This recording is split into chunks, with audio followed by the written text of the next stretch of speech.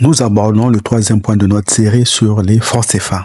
La politique monétaire est un ensemble des objectifs, mesures et moyens attribués au système monétaire dans le but d'établir ou rétablir les équilibres économiques tels que l'inflation ou le chômage. Un système monétaire est un ensemble d'institutions chargées de mettre en œuvre la politique monétaire. Ces institutions peuvent être représentées de la façon suivante. Une banque centrale qui joue le rôle de prêteur en dernier ressort. Les banques commerciales et les autres établissements de crédit sont les seuls autorisés à prêter aux ménages, aux entreprises et à l'État. La banque centrale est une institution de premier rang et les autres sont de second rang. Une banque centrale dispose de plusieurs organes de fonctionnement tels que un institut d'émission, une commission bancaire, un conseil de la politique monétaire, un conseil de la politique d'échange.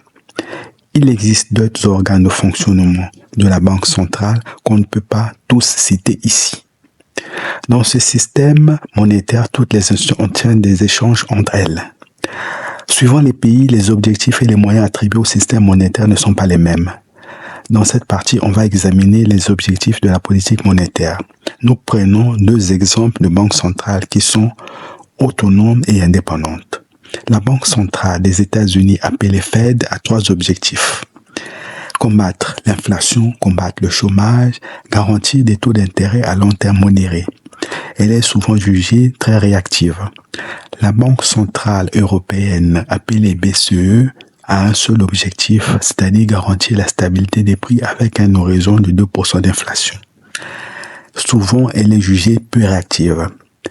Évidemment, on ne va pas examiner les trois banques centrales africaines de la zone franc, à savoir la Banque centrale des États de l'Afrique de l'Ouest, la Banque centrale des États de l'Afrique centrale, la Banque centrale des Comores, car elles ne sont ni autonomes ni indépendantes.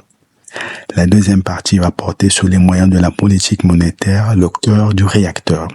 Merci de liker, de commenter et de s'abonner.